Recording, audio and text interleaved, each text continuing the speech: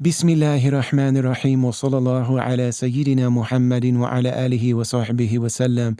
Peace and love, everybody. I'm Brother Ali. It's the Travelers Podcast. I want to say at the outset that we're entering the month of Ramadan, and different Muslims and different communities will start and end at different times based on the very real kind of plurality of understanding and expressing Islam. So there's actually as far as I understand it, four different, unique, distinct opinions about when we should recognize the beginnings and ends of months in the lunar calendar, which is what Ramadan is. And so there are some people, but it really boils down to some people are going to start on Monday. There will almost always be groups that start on Tuesday. And it's just based on differences of scholarly understanding. And it's really pointless to argue about that. I think it's a beautiful thing that our tradition does have plurality. You know, we all agree on the fundamentals, but there are certain things, there are certain elements and aspects of our tradition that there are different understandings based on the process that people use. And there can be multiple valid understandings. And so what I believe is that we should always just find teachers and communities that we can really live life with, not just that we can side with on the internet or in some debate or argument or something like that, but find people that we actually live our lives with. Find teachers that we really trust, that we not only learn from their knowledge, but we actually are being transformed by them, that we see in them that they've been transformed by what they're learning, that it's not just a matter of how they talk or what they say and the turbans that they wear and the faces they make. You know, there are people on social media that have mastered all of this stuff, and their level of actual training and transformation might not match their level of presentation. And that's a problem in every aspect of life. There are a lot of people that can present themselves to you like they'd be an amazing spouse and romantic partner for you. You know what I'm saying? And they're great at that part of the presentation. They're great at the first parts of relationships. But once you start talking about year 2, year 5, year 10, year 20, year 40, it's very, very different. A lot of times, you know, what's presented to us, we figure out it's a little different in reality. But I feel like it's really important for us to, if we have a spiritual tradition, to link ourselves with people that we're going to do life with, that we're going to live multi-generational lives together, that our children will grow up knowing each other, that our elders know each other, that we honor each other's, you know, lineages and families, and that we're part of each other's lives. And wherever those teachers and groups, when they start Ramadan, we start Ramadan. Whenever they go into Eid, we go into Eid. You know, and we will, by and large, will follow, because there's such a communal aspect to the fasting and the celebrating. You know, I have my own opinion that I really believe in. This is the opinion that's convinced me. And man, one year I just have to be really real about the fact that my eldest daughter had a really whack and corny Eid celebration.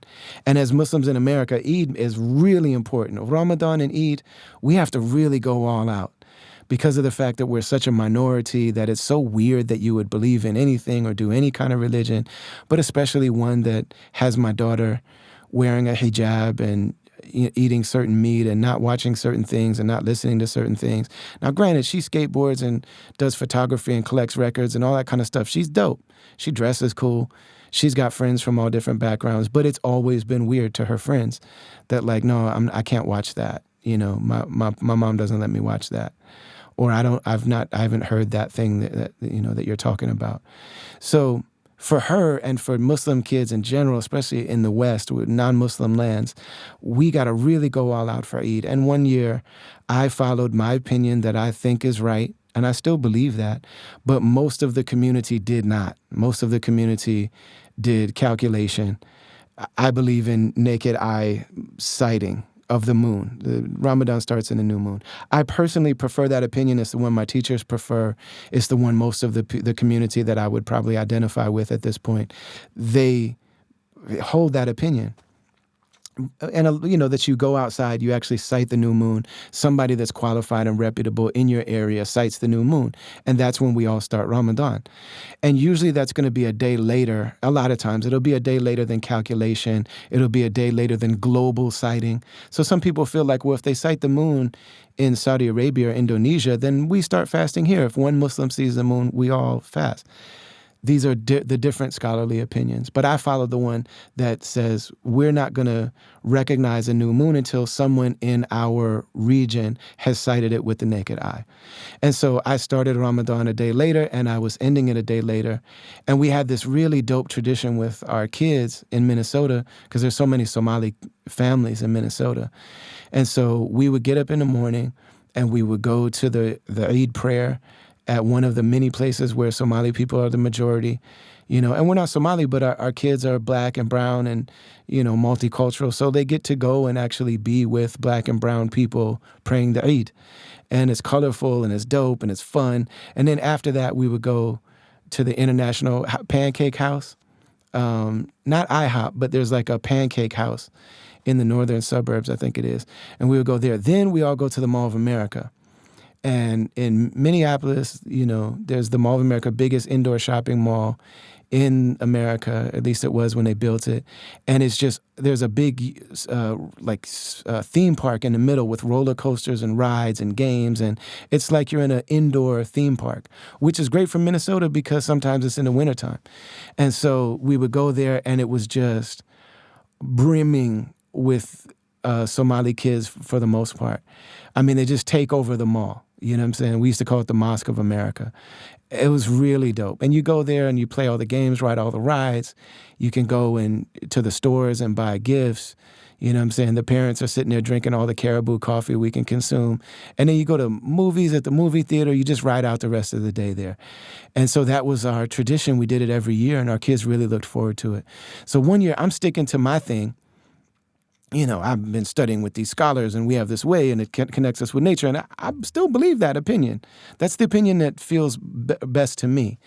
You know what I'm saying? That somebody in your region should sight it with the naked eye. But most of the Muslims in the world go by calculation now, because of the fact that we do know that the new moon will be present.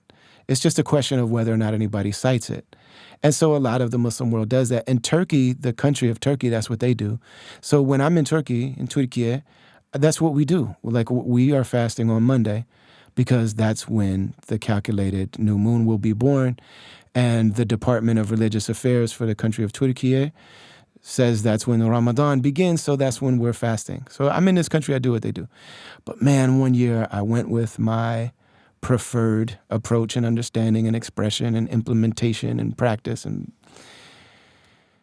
this was particularly tough because my wife was either pregnant or she had just had a baby, one of the smaller ones. And so she wasn't fasting and she wasn't doing Eid. And my elder son had just moved out of the house. So it was just me and her. There wasn't other kids. It wasn't like our whole family celebrating. It was just me and her. And man, I waited until the day later when the moon was sighted in our area by somebody I'd know. And then we went. It was so hard to find a place to even pray. There was a group of Tablighi Jamaat, which is a group that originates out of the Indian subcontinent. They were in this, but I mean, no disrespect, I'm very grateful that they're there. But they were meeting not in like a mosque that looks like a mosque. They're meeting in at that time at just like an office building, like an office space in like an office complex in the suburbs. So we took an Uber out there and we prayed in an office with mostly men. And then we went to the Mall of America and nobody was there. They had all done it the day before. And I just felt so bad for my daughter. And I'm pretty sure that she made me make it up to her by going to all the stores. But we rode all the rides. It was dope. It's still fun. We rode the rides together.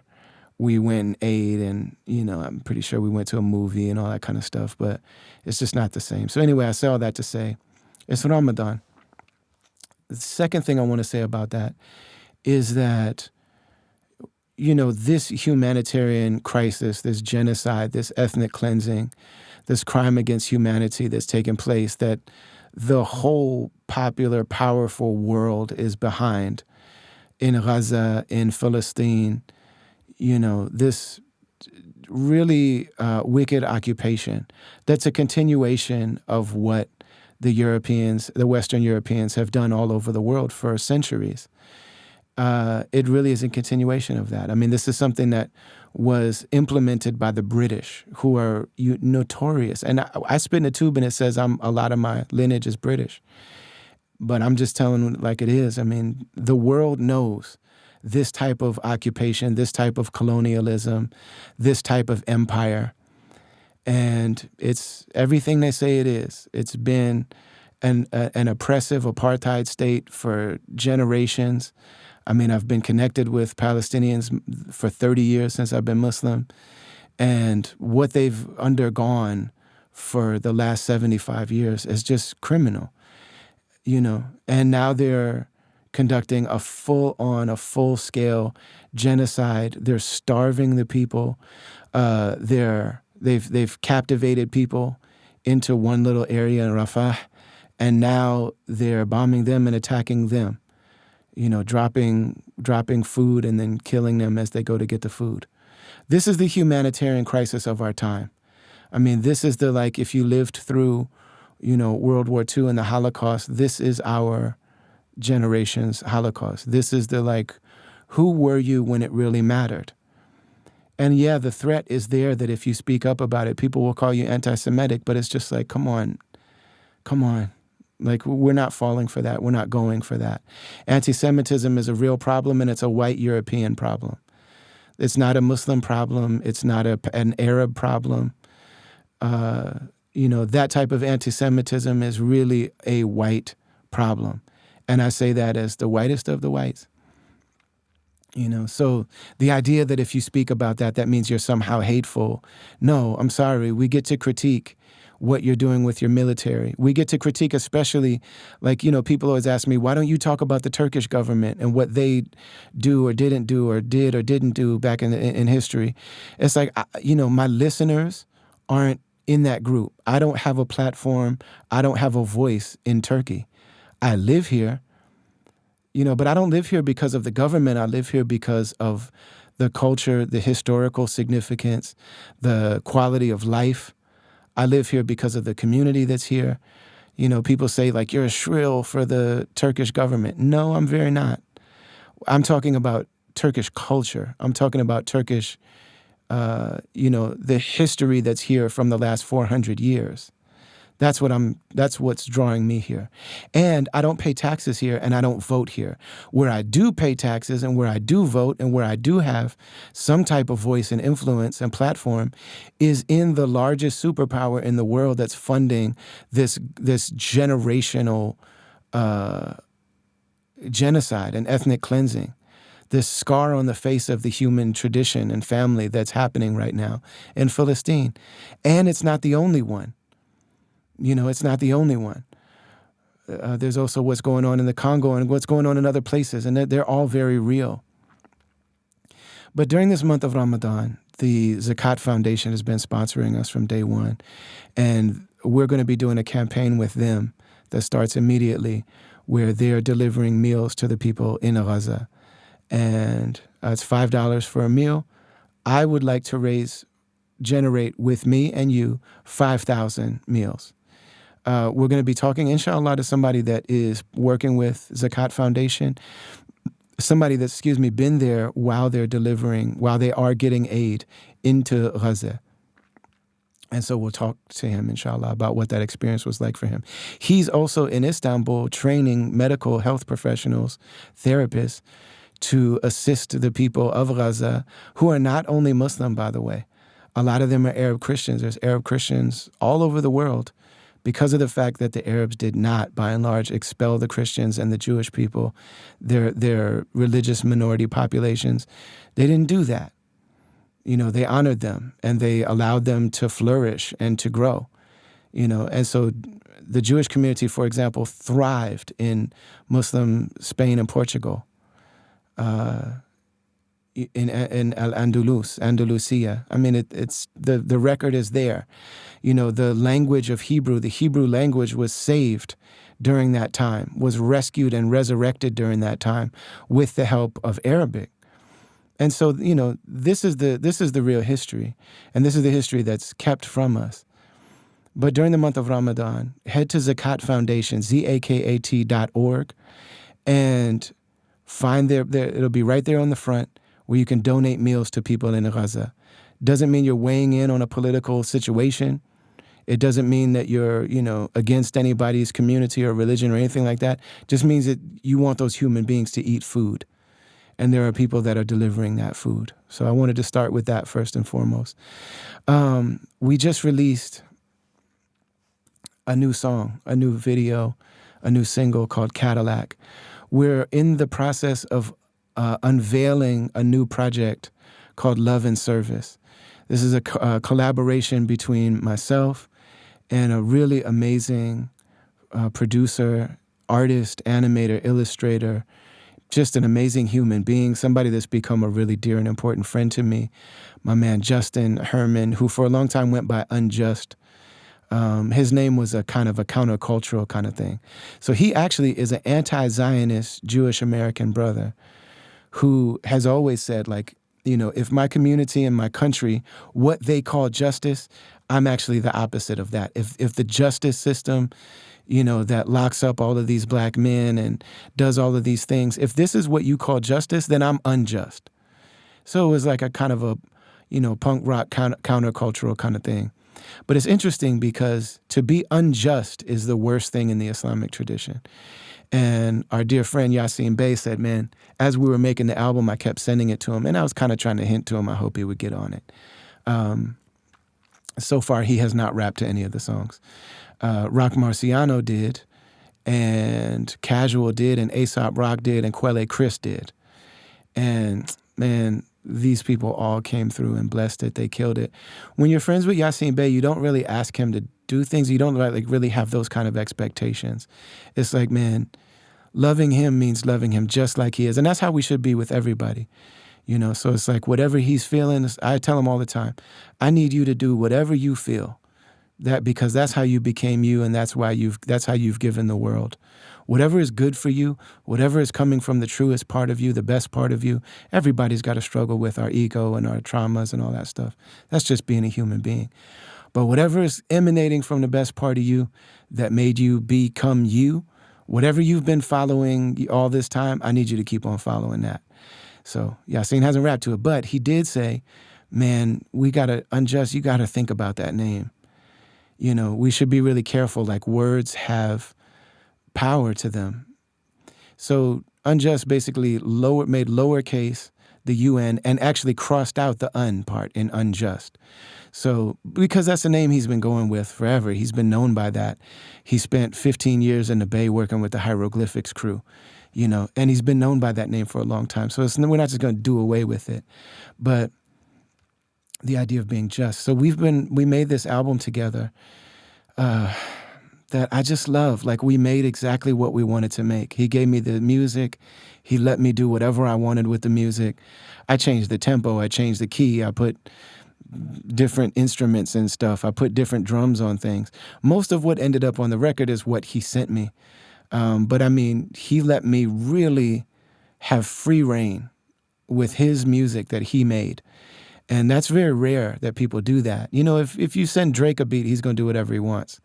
But if two people that are on a similar plane work together, usually you try to honor the beat the way that the producer made it. If you're going to change it, you kind of need permission for that. And so after changing stuff and asking him, I just started sending him things and was like, are you okay with me doing this? And finally, at some point, he was like, man, similar to what I said to Yassine, whatever is making you make these songs, do whatever you need to do. You could put the beat backwards if you want to. Do whatever you feel. And that meant a lot to me. So I made these songs. We made these songs together. And in a lot of ways, it was a very healing process for both of us and a bonding thing. And then he, as an animator, illustrator, visual artist, started doing these animated shorts, videos, vignettes for each song, and they all got completely different styles. And they really bring the words to life in ways that the same way that he let me mess around with his beats, I gave him the words, and then he creates the visual for it. And so it's not always what I envisioned, but it's a very, really, really beautiful collaboration, a true collaboration. He also did the artwork for the album, for the packaging, the cover, that houses the vinyl. We did really beautiful vinyl. We did really heavyweight with this beautiful effect and inlaid glitter and, not glitter like you would find on a T-shirt from the '90s, but or like a Raiders hat with rhinestones on it. But that's not bedazzled, but it was like it's really beautiful. And he did the cover by hand. He did a 32-page booklet with all of the lyrics and with writings and thoughts and clarifications on things. There's table. It's really, really dope. Also, the paper that it's printed on, it's a gatefold. I'm so grateful for the way this thing came together.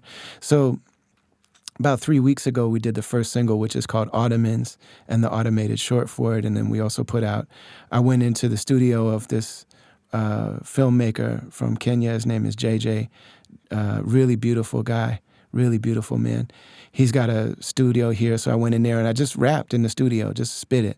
A lot of people fake those. My ego wants you to know that that's one take of me actually rhyming. Because BK1, the producer and the project coordinator, was like, people are going to think this sounds just like the record. People are going to think that you lip sync the song. And I'm like, no. He's like, I know that you would never do that. I'm like, yeah, of course. I went in there and spit it in one take,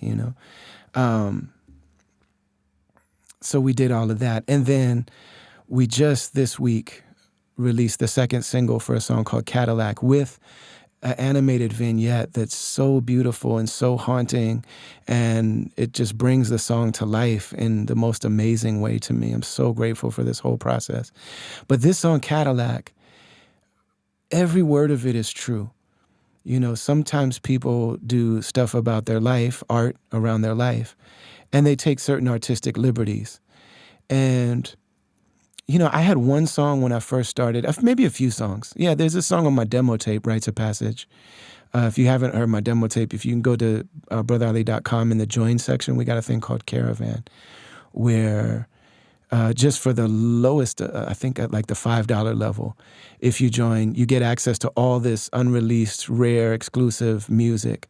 There's a big thing called The Vault, where this is like, it's me performing live with the Roots in New York and Christmas. There's a song with me and Wale. There's a song with me and Scarface. There's a song with me and Freeway. There's a song, me and Public Enemy. And there's a bunch of radio commercials I did, like when my career was just getting started. All kind of stuff in there. There's videos that you can't see anywhere else. There's a whole live recorded show in there from our 2009 tour. We stopped in Louisville. Somebody just recorded directly off the board and gave it to us. All kind of stuff you can't get anywhere else. But one of the things you can listen to is my demo tape called Rites of Passage. And there's a oral history of Rites of Passage too. A lot there. So on that project, I told a story that wasn't specifically true, but it's not true. And then on Shadows in the Sun, my first real studio album with Ant, I told a story on there called Prince Charming that is not true. These are obviously, one is dramatic, one is comedic. I'm not fake. I'm not psyching you into thinking that something's true that's not. But it's interesting because that story of Prince Charming I thought was so clever and cute. And I was like, oh man, this is like a movie and it's a comedy and it made us all laugh and everything. But then I met my wife in New York on the tour right after that with Atmosphere, the Sevens Travels tour. We did 2 shows at SOBs, both sold out. Saw Gil Scott-Heron outside one of the nights. It was a legendary time in life. And, I met her and we got to talking and I ended up asking her to come to Philadelphia because I just didn't want to stop talking to her. So she came to Philly. We kept talking. And basically in Philly, I proposed to her. I was just like, hey, we're living life together. This is what it is. And I can't date you. I'm Muslim. I have to marry you. And I can't move to New York as much as I would love to. I have a son in Minneapolis and I'm still got to figure out custody and all that stuff. And we just started planning it. You know what I'm saying? But that whole time we spent a few days together, she hadn't heard my music. She didn't know who I was. She didn't see me perform the 2 nights at SOBs. She came to Philly and she saw me perform. So she's like, okay, he can rock the party. That's no question. All right, so he can perform. But I mean, she knew about it. She's a hip hop head. She understands hip hop.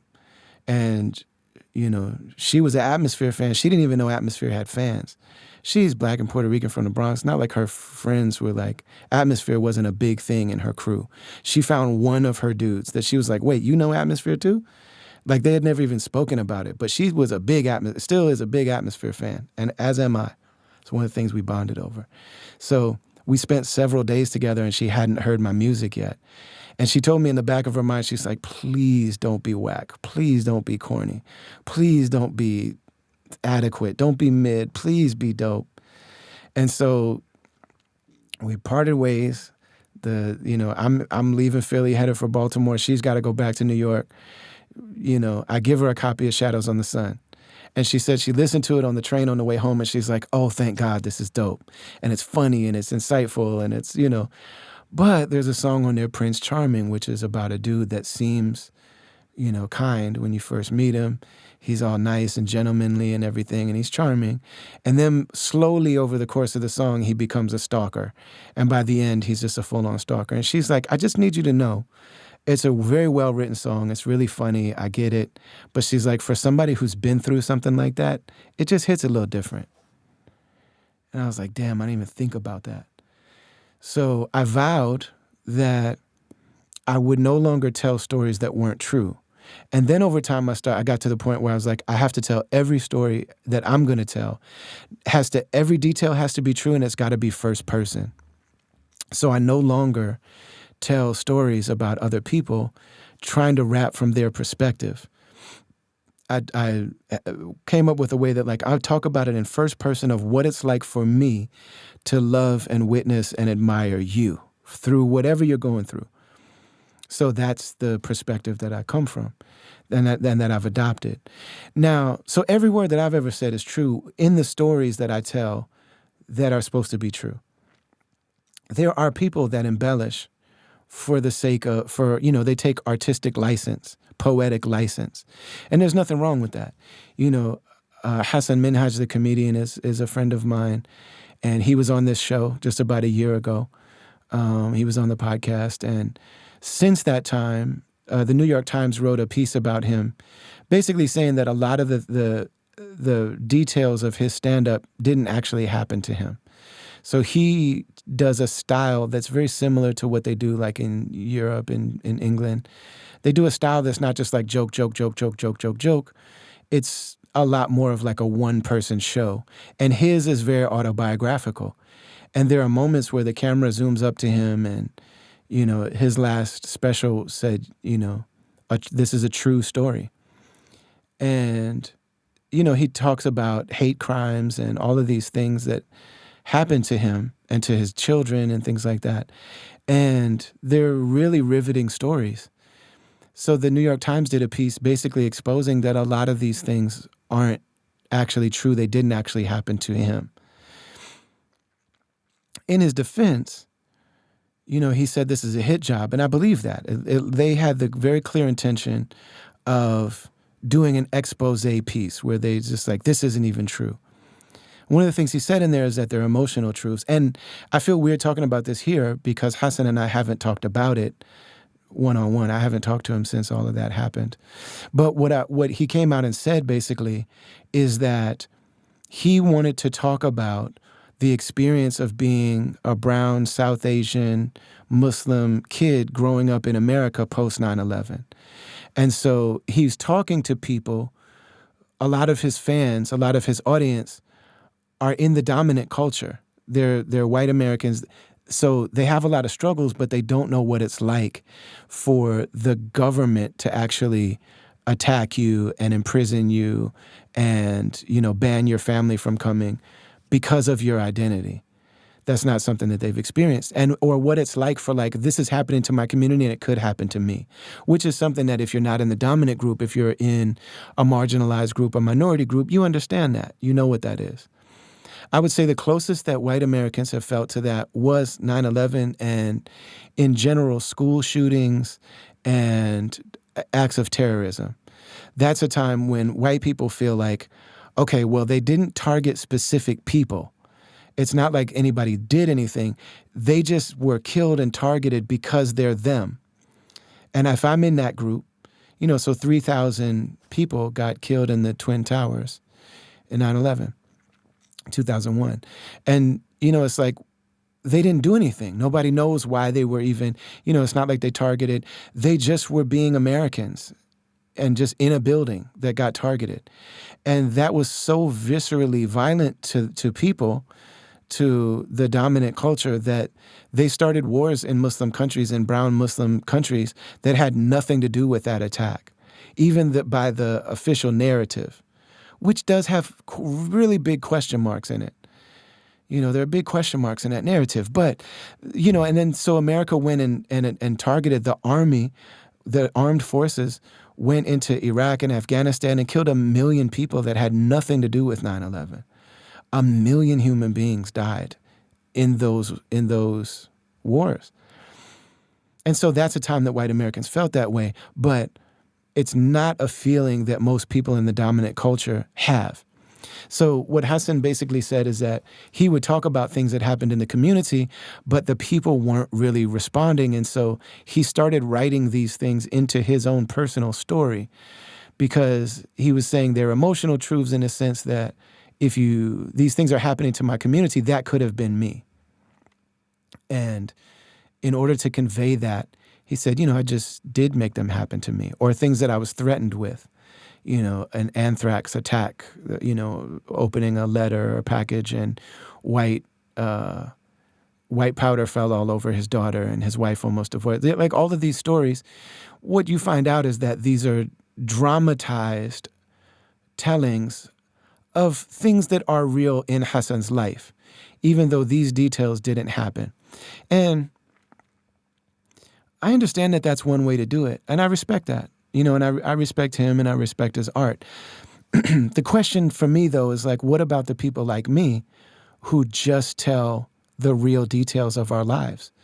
What about the people who find a way to make it all first person and only stick to the specific details?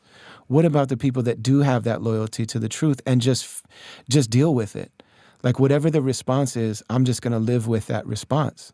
Whoever resonates and gravitates towards what me and what I'm doing and saying and creating and offering the world, I'll just work with whoever resonates with that. I'm not going to change the way that I do things to try to expand my audience in terms of, to hold on to certain artistic things. So I understand that his approach is one of the approach. That is an approach. And it's not the same as Rick Ross, but, I do remember when Jay-Z and 50 Cent were the leaders of like street rap, New York street rap. And these are very obviously very extremely authentic street guys. There's no question about that. You know what I mean? If you even like listen to none of their enemies critique them, but nobody says that they weren't really in the streets doing what they say they were doing. Like even Kenneth Supreme McGriff's crew, even those guys, they weren't saying that Curtis Jackson wasn't in the streets. They're saying he was in the street. You know what I mean? We don't like what he was doing. They may have had questions about things he did. And, DeHaven that used to work with Jay-Z, excuse me, he came after him. And he critiqued him. He said, you didn't look out for your homies, and I'm the one that, put you on. And But none of them said Jay-Z that Sean Carter wasn't doing what he said he did. And Jay-Z went so far as to write a book along with Dream Hampton, basically explaining all these lyrics, what they mean for people that don't know those experiences. Jay-Z is so real that like I have a very dear friend, one of my dearest friends, who was very successful in the street world. And he left that world to become a Muslim. He didn't get caught. He didn't get shot. He didn't get robbed. He chose to leave at the height of his career. And he gave everything away. And so I was there when he was starting over. And he just kept enough clothes to live in. And I was like, oh, man, all these clothes you kept are really nice gear. And he would just give me stuff. He'd just give me Nautica jackets and all kind of fly stuff because I couldn't afford a damn thing. But he was really coming out of that. And in that time, he wasn't listening to any hip-hop music. He didn't want to have anything to do with anything close really related to the streets. He's like, just let me focus on my religion. Let me focus on working a job. And he ended up having this really beautiful, amazing life. He's, had amazing life. Amazing challenges, too. Like, I've got stories that I've never told. Some of the most difficult stories that I know of are his, but they are not my stories to tell. And so I can't. I know things that I've never put in music. And, that would be very riveting, but I'm not doing that, even though they're true. I can't justify him hearing a song like that, and that's the deepest pain and horror of his life. I hope he writes a book and talks about what happened to him and how he responded to a very beautiful person. But anyway, I was listening to Jay-Z, and he reminded me so much of my friend that I was like, yo, if you ever go back to listening to music, I promise you, Jay-Z reminds me so much of you. It's like how I knew Jay-Z was telling the truth. And eventually my friend got to a place where he did start listening to some music. He started talking about Jay-Z like he knew him personally. He calls him Sean the way I call Slug Sean. He's like, yo, Sean, that's what Sean said in this one. You got to deal living with regrets. I hated me and everybody that invented crack. When you're in that life, this is how you feel. But I'm like, man, this guy talks like you. He thinks like you. He reminds me of you so much, And so there was an authenticity where you weren't really questioning whether or not Pusha T was from that world. You weren't really, it felt authentic. It felt real, And of course there'd be people that come along and fake it. But when Rick Ross came along and became one of the biggest guys making music about being a mogul and a kingpin and all this stuff, Jay-Z was incensed, and he never said his name specifically, but he's like, oh, y'all don't care? Because it came out that Rick Ross actually was a corrections officer. Like the man actually worked inside a prison, and he worked with the people. He was,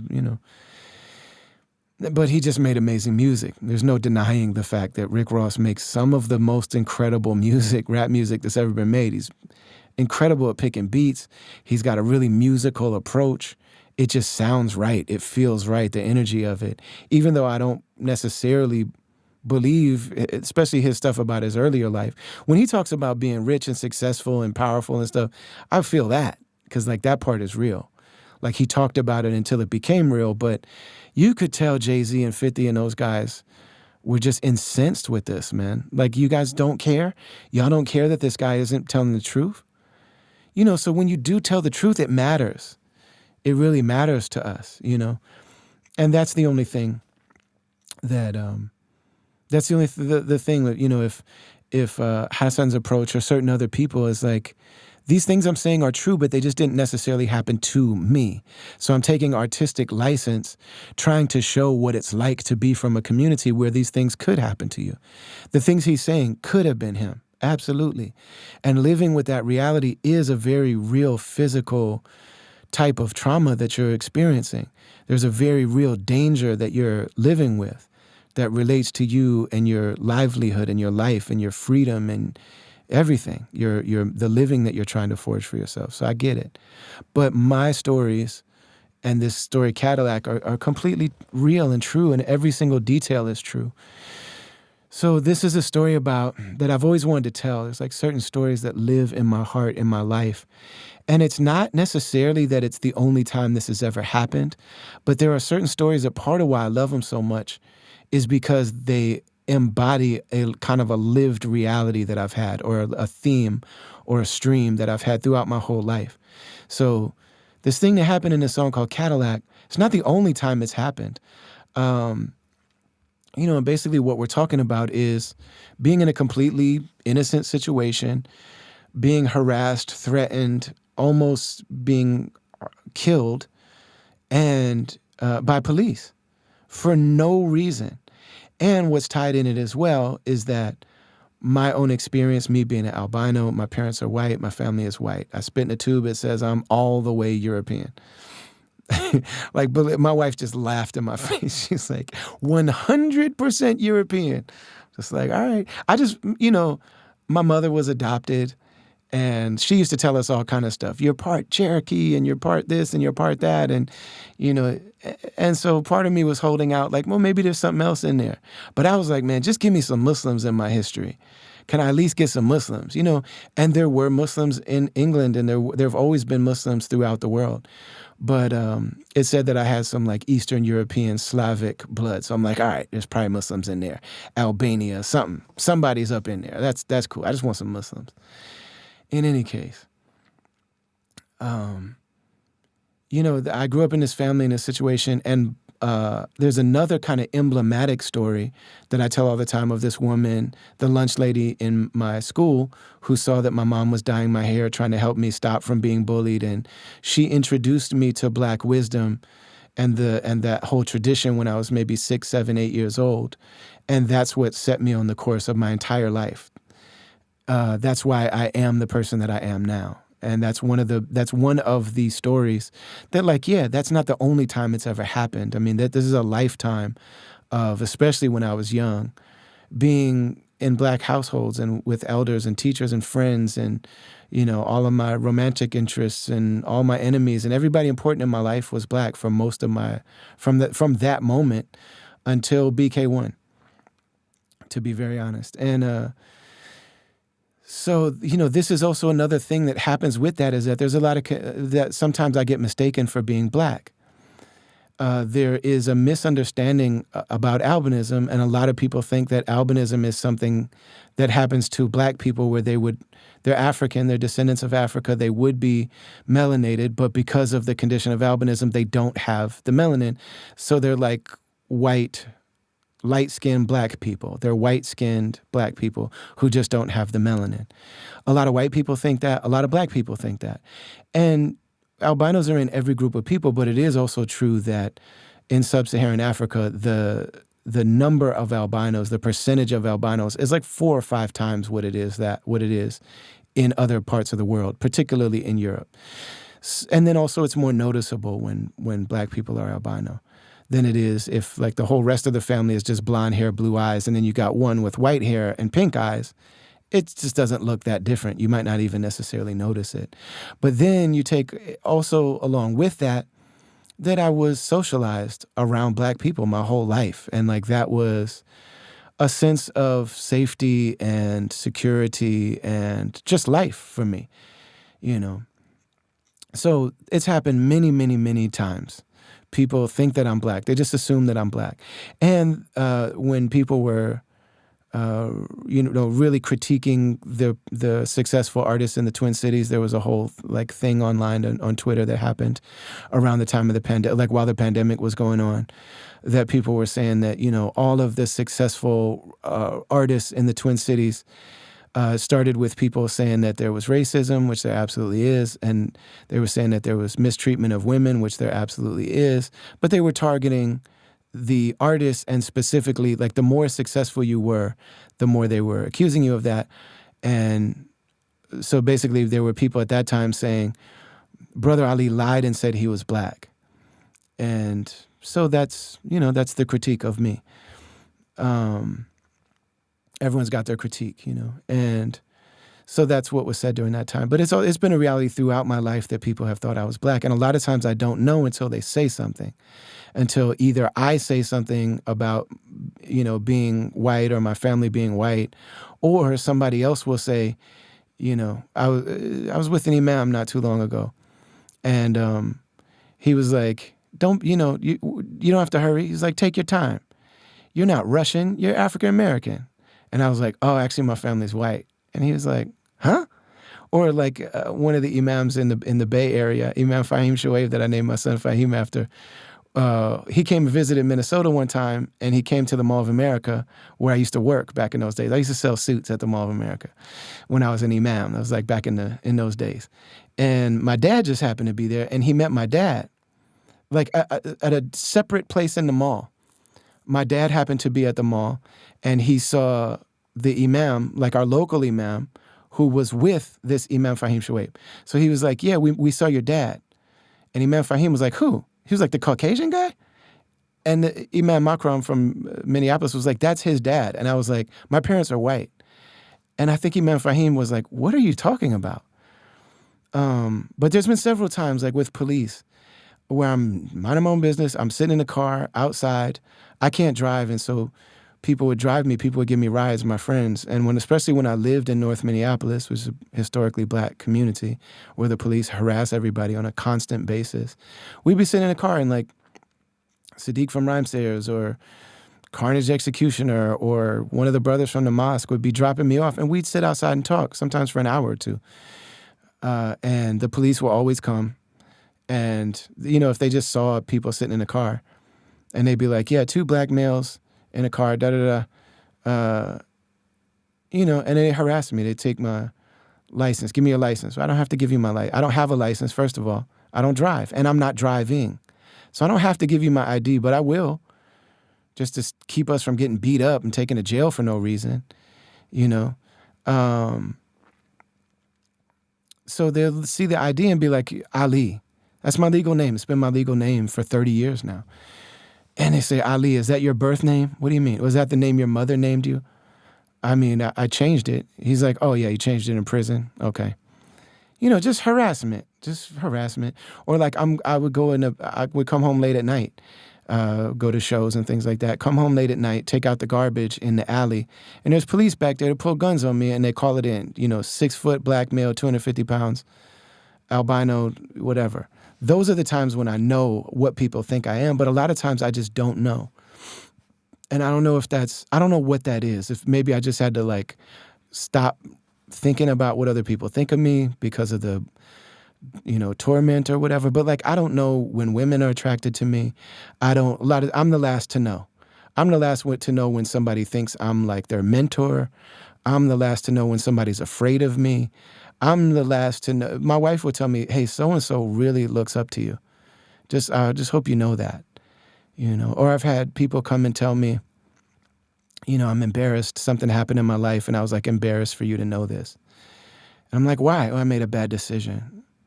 I'm like, well, who cares why do you care? Oh, they look up to me. You know what I'm saying? They see me as like some kind of mentor, role model or something. And then it's like, of course. And then once I think about it from their perspective, including the people that think I lied about it, it's like, I understand. I get it. That's not out of nowhere. The truth is that I didn't lie about it, but I do understand. So in this particular case, my son had just been born. So this is 22 years ago, probably, the year 2000, maybe 2001 at the latest. But so me and my first wife and our son, newly born son, and her parents we just came back from the mosque. It was like a Sunday night gathering at the mosque. We got done and we're like, all right, let's go grocery shopping, because we don't drive. So like if you ride the bus, you're in the hood, there's no grocery store nearby. You got to ride the bus for like an hour to get to a real grocery store. And then if it's cold and you got a baby and there's a stroller and you're not doing that all the time. Like you're trying to get food for the next week, 2 weeks or something. So you're trying to carry all this stuff. We can't afford a cab. If we can get a ride to the grocery store, like, oh man, yeah, we're taking that. So we went to the grocery store and it's 24 hours. So we're sitting there and me and my father-in-law are chilling in the car while they go to the grocery store to shop. And they would be in there for hours every time. It was like a fun outing to them. So they had the baby with them. He was probably asleep. And they're riding around. They got a baby stroller and they're shopping. And they're chilling. They're in there bonding. And they're just having fun. We're sitting out in the car singing to either KMOJ or KFAI, something like that. But we're listening to like oldies, like soul music. The Dells, the Delphonics, the Stylistics, Curtis Mayfield, Commodores, Luther Vandross, like 70s and 80s, Dionne Warwick. Like, that's all the stuff we're listening to. And suddenly there's a big spotlight on the car. Like the car just lights up out of nowhere. So my father-in-law, that we call Pops, his name was Harold Washington. So we call him Papa too, or Daddy or whatever. So Papa starts to get out of the car because he's like, hey, what's going on? Get the F back in the car. We're wearing suits. We're doing literally the most wholesome thing that you can be doing. We just came from our place of worship. It's a Sunday night. We're wearing our suits. We got women, kids. We're listening to nice music. We're having a nice family bonding moment. Getting ready for the week, We're doing the right thing. So there's suddenly, get the F back in the car. Put your fucking hands out. Throw the fucking keys out the car. So he had to throw the keys out the window, put our hands out, reach outside, open the door, walk back towards them with our hands out, get down on our knees, lay down on the ground. This is in the middle of wintertime. So if you've ever been around the Midwest when it's, in a parking lot in the wintertime, it's disgusting. It's just all this brown, disgusting slush from cars going all over the place. There's garbage. It's disgusting. We had to lay down in that. They ran up on us and just started searching us. And I'm talking about putting their hands inside our clothes, squeezing our private parts, fingers going inside cavity. I mean, it's not nice. They're cussing at us. They're leaning on us. There's a bunch of them. There's bright lights on us out of nowhere. No explanation. They search our bodies completely. They take our shoes off. They take our coats off. They take our kufis off and throw them on the ground. All our pockets are emptied. Like, it's just, we're completely, it's like you're being robbed at gunpoint. At one point, I can feel this like metal touching my head, and I lean back so that the light is not directly in my eyes, and I can see there's just a full-on metal barrel of a gun touching my head. We could die very easily, very simple. My father says to me, the father-in-law, I have a history of, when I'm in these situations, my justice thing kicks in, and I start telling the truth. When I was a kid, me and a group of black friends went to the white high school in our district to their homecoming. I wanted to rap. Some of the boys wanted to talk to girls, but there were girls in our group. It was like 25 people, 3 carloads. We went over there to their homecoming game, and then we were going to go to their dance. I was going to rap. I brought a tape with me. We were ready to do it. We were all dressed nice. We were about to have fun. It was about to be a fun night. So some of the boys in our group got into it with some of the boys at this school, mostly white school. And I just watched these adults, grown adults, staff, coaches, teachers, parents, adults, just beat up this group of black teenagers. Then they call the police. The police come, and the police beat them up again. And the whole time, I am screaming at people, and I'm fighting people too. I'm like trying to pull, because they're not attacking me. In this case, I think they saw me as white. Again, I don't usually know, but I'm trying to like pull these grown-ups off, and and I'm like, so all of us, the police come and start to arrest some people, and then at some point they realize, like, man, these kids have been beat up, and who are we going to say beat them up? So they let us go. And then on Monday morning, we go to school. And I mean, there was a whole thing where like, we're going to get a gun and we're going to go shoot these kids and all this kind of stuff. We ended up driving around as though we were looking for the kids, but we listened to Ice Cube's Death Certificate album all night. And I really believe that album saved somebody's life. Maybe all of us, who knows like what could have happened that day. Because those are the kind of stories where bad things happen. And there are life-changing consequences, outcomes. Maybe somebody would have shot somebody. Maybe we would have gone to jail for, having it. But we stopped at somebody's house, and somebody had guns. There were guns, there were bats. It was, these people, we had been violated. So we go to school on Monday, and the vice principal, who's black, they always have a black person to deal with the black kids at school. And she brings us into the office, and she said, we heard about what happened on Friday at the dance, and there's restraining orders for all of you guys. You guys are not allowed to go to that school, for like a year or 3 years or something like that. You're not allowed on the premises. And, and she was understanding. And she said to me, she was like, my name was Jason then. Jason, what's up with you? And they were like, no, he was giving them, the words that were said, he was giving them crackers hell. He was on their head, because I'm like, man, I at this time, even at 14 years old, I'm a freshman in high school. I've been studying the Black Panthers and studying the Nation of Islam, and like, so I'm sitting there talking. I know what this is. This is racism. And I've experienced this many times from the time I was a little kid.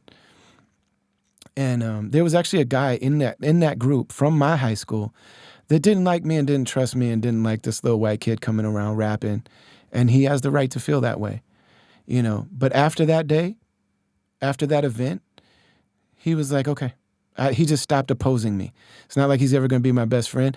And whatever opinion black people have of me, they have the right to whatever their opinion is. I don't try to change or convince. I'll set the record straight in terms of facts. and if there's context that people are interested in, I'll provide it. But for the most part, I've been, accepted, embraced, and even sometimes celebrated. But not everybody. There are some people that are just like, no, I don't trust that dude. What kind of funny business is this? And it's like, man, that's related to a real life experience that they might be having with me. And they certainly have had before. So it's like, this isn't about, this is about me knowing what's right because I've experienced it on some kind of level. This isn't about gaining points. And honestly, as a white rapper in the underground independent white hip hop scene, most of my peers that are not black did not say much about race. And they were able to be more successful because of that. Because that conversation makes white people really unsettled and uncomfortable and mad. I lost a lot of fans for that. I know it. I know there are people that stopped dealing with me. Because at the time that we came along rapping in the early 2000s, people are like, oh, I've always kind of liked rap, but I never felt at home there. I never liked what they were talking about. I never related to those rappers. Suddenly there's all these like really great white rappers, and those MCs are dope. Like A$AP Rock's is one of the dopest of all time. Like, can't nobody tell me that he's not, people's top 5 is not that interesting to me. Who's your top 5 sleepers? Because for me, Casual is in there and A$AP Rock is in there and certain other people are in there for me. That like those are the sleeper top 5. A$AP Rock is in there for me. Pharoah Monch's in that group. There's like certain people that are there in my mind that are like, man, people do not acknowledge how incredible these people are. So, it's like I'm not doing this to gain points. And the people who don't trust me, especially the white people, most of the people that don't like what I talk about race or how I present myself or whatever are white, and they're uncomfortable about what I'm saying. And, so I've just, and they always say, well, you're just trying to get in good with the black people. Listen, black people are not the ones that fund and finance rap careers for the overwhelming majority of entertainment, music, arts, culture in general. And I've already been accepted and embraced by all my heroes. There's literally not anybody left that hasn't said, you're nice, you're dope. Come be on my tour, be on a song, I'll be on your song. I got the, you know what I mean? All of them, everybody. There's none left. There's nobody that I look up to that just doesn't mess with me, that are my legitimate heroes. You know what I mean? That I would want to have a relationship. I would say the one is like, I don't know Jay-Z.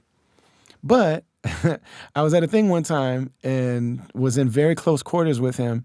And he just kind of gave me this look and he pointed at me and just kind of smiled. And it kind of had a feeling of like, you're somebody. And I know who you are. Like, I know you. I don't know your name. I'm not a fan. He wasn't about to be like, yo, brother Ali, it's good for the culture. He's not doing that. But he's like, you're somebody. Hey, it's you. That was, for me, that's great. That's enough. But all the heroes, I've got my acceptance. I'm not doing this for acceptance. So in any case, this was one of many times. And so my father-in-law knows that I have this history, and he knows that I either get into fight mode or I get into advocate mode. I get into like truth teller, Malcolm X, Black Panther. We have the right to bear arms in this part of the so-and-so, you know what I mean? And all that. Now, my father knows, hey, they think you're black, so they will just kill both of us. So he gave me a talk that was like, shut up. Be quiet. Do not talk. You shut your mouth. That was the talk. And he gave me this look like, now's not the time. Now's not the time to be a lawyer, an advocate, an ally, a truth teller, a prophet, a rapper. You're not the student of Chuck D right now. Shut your mouth. They will kill us. You shut up. And I knew what he meant, and I knew why he was saying that. It's like, hey, right now they perceive you as black, and you might not understand this. So coming from my father-in-law who'd been black 70 years at that point, or 60 some years, is like, shut the hell up. So I shut up. So they searched us. Then they searched the car. I mean, they looked when I said they searched the car top to bottom, under the wheel, tires, and the, engine and the tires on the ground crawling. True. They were looking under the car. Where the F are the guns? They're cussing at us. Where's the fucking guns, you piece of shit? All that stuff. And then we have to worry about, please, I say in the song, please God, do not let these women walk outside of this shop. They don't need the scene of the shock. We don't need them screaming while the demons got their heaters on cock. So like if they would have come out, please don't let them come out right now. I'm just praying because they would have a very natural reaction to their husbands being held at gunpoint. And they know we didn't do anything wrong. So thank God they didn't come out. So finally it's like, what? Why are you doing this? And they're like, oh, we got a call that there's 2 black men loading guns and they're going to rob the bank inside the store. Like a lot of those grocery stores, especially in the hood, they got a little bank branch. With us, it's TCF Bank. That's one of the hood banks. And there's a bank branch inside the store. It's 10:30 at night. That bank branch is closed. We have nothing that looks like guns. We're just minding our business. And she said I'm sorry, maybe it's not a woman, but whoever called the police told them it was 2 black men in a car loading guns. There's nothing that looks like guns. We didn't even have cell phones. We're sitting in a car, talking, listening to the radio, and arguing and joking about the singers. And so somebody lied to the police. So I'm like, okay, so when you don't find a gun, then what? Do you just let us go? Like, what happens then? So they look around, they didn't find, and they realized like, oh, what happened was somebody just saw what they thought was black men in a car, and they just got scared. But instead of telling the police, we're scared, there's black men here, we don't know why, and they're scared, no one wants to talk to them, they're loading guns, they're about to rob the bank. Because they know the police won't come if there's just black people here and you're scared. So they came out. They put us in the car, and they just left. They're like, no apology, no acknowledgement that they were wrong. They're just like, well, so yeah, no harm, no foul. You guys have a good night. And they just left. First of all, not only did we not commit a crime, but doing a false police report is a crime. But they didn't even stick. And I'm like, this person that made this phone call is probably still here. They probably work for the store. They're here. Who called the police on us? And why didn't they go to jail? Because they actually did commit a crime. So we're sitting there soaking wet. We just went from having this beautiful, wholesome family night, Sunday night, to being basically like being robbed. We're just violated. Nobody cares. They just left. And I say in the song, I start trembling. In the moment, I'm just angry and I'm strategizing and I'm trying to figure out what's the best thing to do.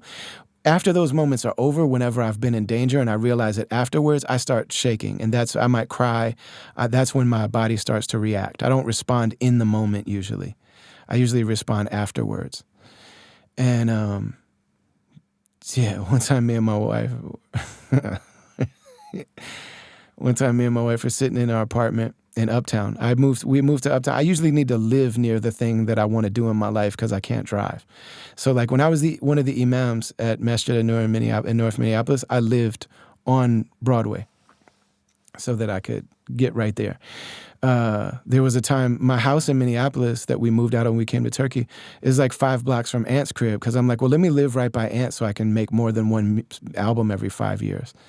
And then Ant left and went to the Bay. Then I went to the Bay. We reconnected in the Bay, and then both came back, and then I came to Turkey. But at this time, it was a time when we were living in Uptown because I wanted to live right by the Rhymesayers office, because I'm like, all right, that's when I was like really taking my career seriously, trying to get my career going. So I lived right by the office. So we're sitting there watching The Sopranos or something. It's probably 2005 or so, 6 maybe, and we hear a woman outside, somebody please help me. And I just jumped up, grabbed the biggest knife out of the kitchen, and ran outside in my hoop shorts with no shoes on. And I saw this woman with this dude, and I run over there, and I'm just like, man, I think I'm about to stab somebody. I'm not even thinking. It's just like a woman asking for help. I just spring into action. Even with what happened with Dorian, you know what I'm saying? I haven't learned my lesson. This is what I do. I've had these experiences, traumatic experiences, that like when something like this is happening and I will almost always respond in real time. Um, there's one time I can think of when I just couldn't tell what was going on. You know what I mean? But for the most part, and Muslims also are trained like that. Especially if you come from an urban, black, inner city Muslim community, we're trained to protect women. It's one of the things we do. So, yeah, man, I just like story after story after story. But yeah, so then we get close, and the woman chose to get in the car with the dude she was asking us. And so it's like, and there was another person outside that was like, don't get in the car. And she got in the car and they drove away. And then the police pulled up. And so I throw the knife in a bush under the snow. And the police came and they didn't search me. But I'm like, dang. Obviously, a bunch of people called the police. And when they came, I'm standing there holding a big knife. It's like, man, afterwards, I start shaking. Because I go back in and my wife is like, what would you have done if you caught the dude? I'm like, I don't know. She's like, you out here stabbing people with these big kitchen knives? I guess. I don't know. It happens a lot. And so, I shake after the moment. So the women come back and my father-in-law again is just like, don't tell them. They're just going to get scared. They're going to be mad. Don't do that to them. He's like, man, let's just have a good night, man. He's just like, damn, man, they just got my suit out the cleaners. You know what I'm saying? His voice is actually, you hear his voice. Harold Washington is my father-in-law, my first wife's dad. She's actually her stepdad. But on the Us album, I'm telling a story, and of a guy that says, ain't you Brother Ali? Yeah, Brother Ali, you a bad motherfucker, man. That's actually his voice telling that. When I tell the story, it's his voice saying, ain't you Brother Ali? Harold Washington, rest in peace, Brother Harold. Allah yarhamuhu. Inna lillahi wa inna ilayhi raji'un. From Allah we come, to Allah we return. He was a Muslim. So he's like, don't bother them. Let's just try to have a good night. He's trying to calm me down, make me laugh. So we just go home. And I was writing the song. I wrote it in 3 different pieces. I actually didn't write it on paper. I just sat with the mic, and when Just gave me this music, I knew this is what this song is going to be.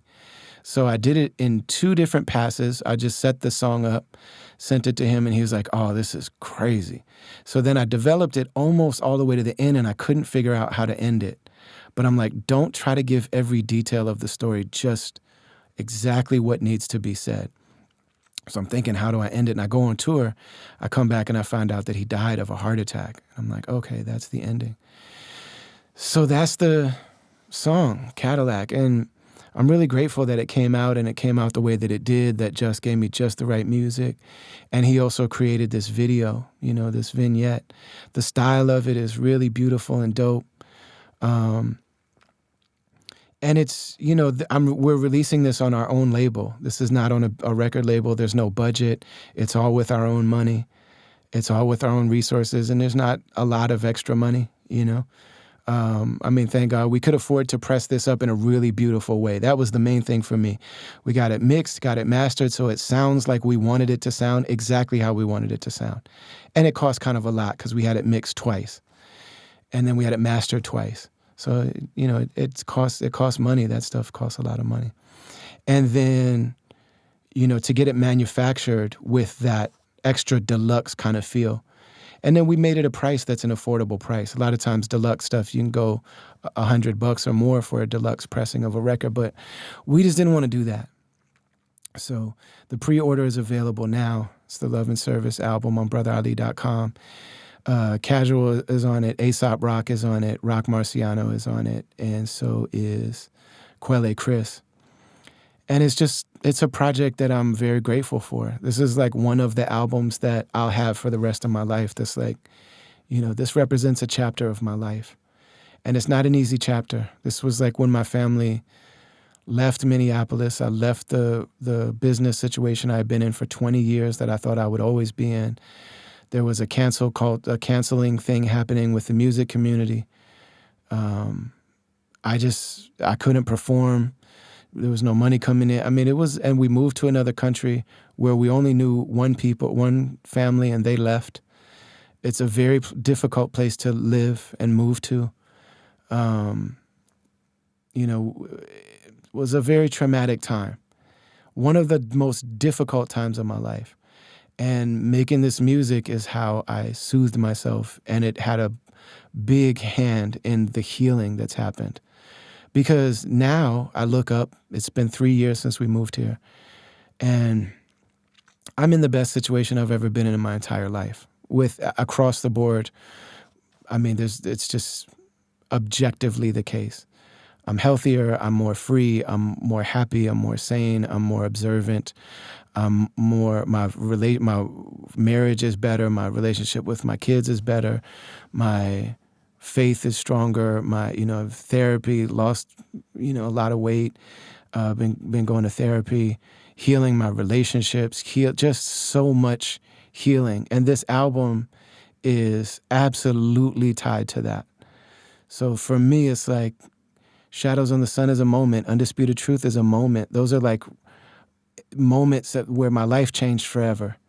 The Us album is like that. The Morning in America album is like that. For me, the Secrets and Escapes album is like that, but it wasn't received that way. But for me, it's that. And this Love and Service album to me will always remind me of this moment in my life where like I proved to myself that I could do things that I never thought I could do. And we financed it ourselves. Like I financed this by people subscribing to the Caravan, being members of the Caravan, Zakat Foundation supporting the podcast, and me going on tour and doing my thing. So it's really beautiful, and I'm very grateful to be able to share it. I'm really grateful for to be back working with BK1 again. So BK1 produces the podcast, which is a big part, and he's also the project manager, which is a big part of why we haven't had our regular episodes of the podcast, because BK has been focused on making sure that every detail is right with this release. And just very grateful for it all. So please go and check it out. Both of the singles are up there now. There's more to come. Ottomans and Cadillac, they're both streaming. Run those numbers up. So Ottomans has been out for 3 weeks, and it's only a few thousand streams away from being in my top 5 songs. Like if you go to Spotify, I would love for one of my new songs to be in my top 5. That'd be dope. Even if it doesn't stay there. Like there's people that, it's competing with Forrest Whitaker, Uncle Sam, goddamn, that are, once you're in people's playlists that they go to all the time, there's just automatic spins that happen from that. So, normally it's those songs. If one of the new songs could be in my top 5, that'd be dope. So, Cadillac and Ottomans, and there's also the digital or the, animated videos for both. And those are on YouTube. You can go share those, like them, comment on them, run them up. There's no machine behind this. Nobody is making sure that somebody else sees or hears this stuff. It literally is just the sincere intention of people who created together and collaborated and then put their work out into the world. That's all it is. So whatever you do, your part, you will be part. If you like it, if you share it, if you buy it if you gift it to other people. There are CDs and there's tapes too for people that do that. But this vinyl is, man, it's really gorgeous. And so if you do any of those things, you are very directly impacting the trajectory of this music and our ability to share it. Like I've never wanted to be famous where people who don't want to know me know me. That's real fame to me. It's one thing to be a prominent or a known person in a community where it makes sense. You're known for something you offer or do inside that community. That makes sense to me. Fame is a thing where like, who Kanye is, whether you love him or hate him, or if you don't even know his work at all. That's fame, and there's a lot of danger there for a lot of trouble. And I've never desired that. But I do know that we make this music and there are people that it's very useful to, that, come tell us all these beautiful stories about their own healing and their own journey and their own validation and their own, connection through the music. And I know that I believe them because it's whatever their hearts reflect each other. So what they're getting out of it is what I put into it. So I believe them, and I know they're sincere, and I know they're being genuine. And it really touches me, and it means a lot to me. And there are more people that would probably benefit from this music that will never know it exists. And that to me is a crime. So when I ask for your help with liking, sharing, subscribing, go to brotherali.com, join the mailing list. That's free. Join the caravan that goes anywhere from $5 up to the higher levels. And the people on those higher levels, don't tell them, but they get shout outs inside the record, like the top tier caravan people. And they're also getting the record for free. And most of the stuff that we do, we just gift it to them because of the way that they support us. But yeah, man, it's all very real. And I'm really grateful to be able to share new music. And I'm very grateful to you for being part of it. This is a dream come true. Like, I'm living my dream. And there's no question about it. I'm living my dream. I'm living so many dreams at once. Like, I live in it. We're starting Ramadan, and this will be our third or our fourth, or maybe our fourth Ramadan. I think this is the fourth Ramadan in Istanbul. My two like little daughters, they go to Quran school, like a Quran school, where they study in Turkish with like beautiful teachers that genuinely love them and hug them, and this like beautiful private school that I could not afford if I lived in America. And those schools don't even exist in America. Never mind whether I can afford it. And the life that I live, and being able to be in a Muslim country where my family can still have our culture, and where we can practice our faith and heal and do the things that we want. There are things I miss about home. I miss culture. I miss just being, I'll just say it how I feel it. I miss Black people. I miss Puerto Rican people. I miss, the working class white people that we share life with. I miss all those people. I miss y'all, And then I miss doing dawah. Like, and I do help people come to Islam still. But I mean, I know what that's meant for me. And I love to help people explore Islam and help people come into Islam. I love it more than anything else. And so those are the things that I miss about America, even though I get to experience, we got Puerto Ricans that live in our neighborhood. There's actually quite a few Puerto Ricans in Uskudar. And so that's dope, you know what I mean? And people come through and visit and things like that. But it's just different. I don't get to see Amir Suleiman as much as I used to. I don't get to see, Freeway and like my friends. I don't get to see my friends that often. So we're very grateful to you. And inshallah, there's a lot more to come. And those of you that are celebrating Ramadan, we pray that your Ramadan is blessed, and that we have complete forgiveness, and that we learn to control our desires, and that we get close with Allah, and that we learn about ourselves. We understand ourselves better, and we can arm ourselves against our own ability to destroy ourselves and limit ourselves and harm ourselves with following our egos and lower desires, inshallah. Always praying for the people in Palestine. I got so much love for the Jewish people that speak out and tell the truth. They're the best of all the, as a person, like I said, in a white body that, gets restraining orders from, the other school in my district and stuff. And I've had to put, that to me, that's just the extension of that is like the FBI coming to the crib, Department of Homeland Security. It's like, yeah, it's just an extension of what I was going through my whole life.